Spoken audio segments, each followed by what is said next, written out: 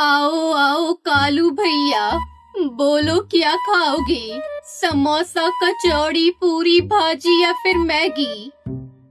अरे नहीं नहीं टूनी काकी, मुझे बस एक कप कड़क चाय चाहिए। बस चाय ही चाहिए? ठीक है, देती हूँ। थू थू थू थू थू थू थू, ये क्या है टूनी काकी? चाय का क्या मतलब है? चाय ही तो है। क्या कहा चाय? अरे आप इसे चाय कह रही हैं? अरे ये चाय नहीं, जहर है जहर। इसमें ना ही दूध का अता पता है, ना ही शक्कर का। इसे आप चाय कहती हैं? इससे अच्छा तो मैं पानी उबाल कर पी लेता। अरे ओ कालू, अगर तुम्हें चाय नहीं पीनी तो दो मेरे पैसे और जाओ यहाँ से। मेरी चाय को बुरा भला कहने की कोई जरूरत नहीं, बता देती हूँ। हाँ अरे एक तो इतनी घटिया चाय बनाई है और ऊपर से पैसे मांग रही हो। हाँ तो क्यों ना मांगू, मेरी मेहनत की कमाई है। चल दो मेरे पैसे। तुमसे तो बहस करना ही बेकार है। ये लो तुम्हारे पैसे। हाँ बड़ा आया टूनी से उलझने वाला। इस जंगल के पक्षी टूनी कहते हैं मुझे। कालू कौआ उड़ता हुआ एक पेड़ की डाली पर बैठ जाता है और खुद से बातें करने लगता है। अरे रे, पूरे मुंह का स्वाद ही बिगड़ गया। तभी वहाँ पर टुनटुनी चिड़िया आती है। अरे कालू भैया, आप ऐसे अकेले अकेले क्या बातें कर रहे हो? क्या बताऊं टुनटुनी, आज तो सुबह सुबह सारा मूड ही खराब हो गया। ऐसा क्या हो गया भला? अरे उस टूनी काकी ने मुझे जहरीली चाय पिलाकर मेरा सारा मूड ऑफ कर दिया। लेकिन टूनी काकी ऐसा क्यों करेंगी? पता नहीं, लेकिन आजकल वो ऐसा ही कर रही हैं। कुछ दिन पहले मैंने मैगी खाई थी उनके ढाबे से, वो भी एकदम कूड़ा मैगी बना कर दी। अब उनके पास कुछ अच्छा नहीं मिलता। मुझे तो लगता है ये बात हमें राजा जी को बतानी होगी। क्या कहा? एक चाय और मैगी की वजह से आप राजा जी के पास जाएंगे? बात सिर्फ चाय या मैगी की नहीं है टुनटुनी, वो टूनी काकी अपने ढाबे की हर चीज में मिलावट करती हैं और आजकल तो उनकी हिम्मत और भी बढ़ती जा रही है। वो सरेआम मिलावट कर कर खाना बेच रही हैं। ये तो चिंता वाली बात है। वो देखिए कालू भैया, बंटी कबूतर को लगता है वो बहुत परेशान है। चलिए हम उसके पास जाते हैं। हाँ चलो उसके पास चलते हैं। दोनों बंटी कबूतर को परेशान देखकर उसके पास जाते हैं। अरे क्या हुआ बंटी? क्या बताऊं कालू, 2 दिन से टॉयलेट के चक्कर लगाते लगाते हो गई है रे बाबा। क्यों, ऐसा क्या खा लिया? अरे कुछ नहीं।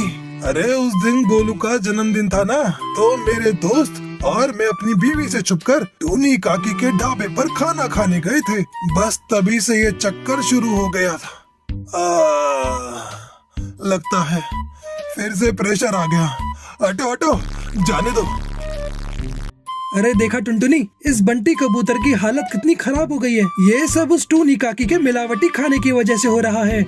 आप सही कह रहे थे कालू भैया, अगर ऐसा ही चलता रहा तो जंगल के सारे पक्षी बीमार पड़ जाएंगे। हमें ये बात राजा जी को बतानी ही होगी। फिर दोनों राजा हरी तोते के पास जाते हैं और उन्हें सारी बात बताते हैं। तुम सही कह रहे हो टुनटुनी और कालू, टूनी चिड़िया के खाने में मिलावट होती है। ये बात सच है।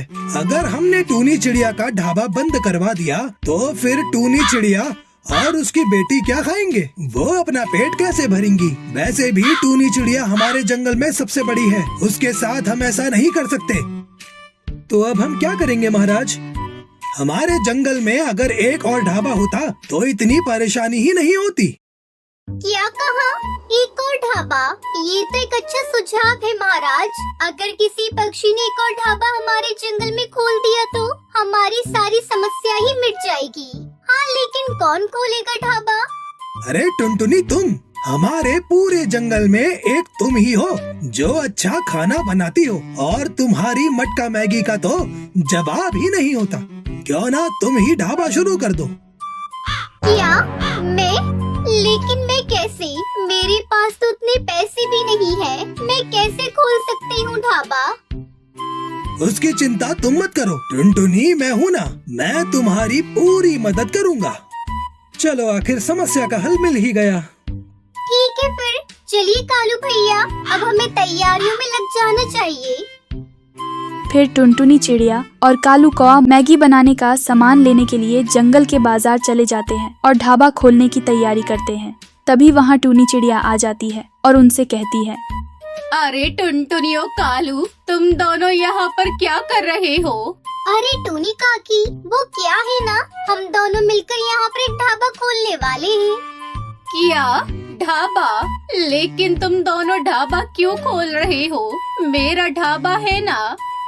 हाँ हाँ टूनी काकी, हमें पता है, लेकिन अगर जंगल में एक और ढाबा रहेगा तो अच्छा रहेगा। इसमें तकलीफ की क्या बात है? और वैसे भी टुनटुनी की मैगी में बहुत अच्छा स्वाद होता है। हम तो टुनटुनी चिड़िया से बस मटका मैगी खाया करेंगे।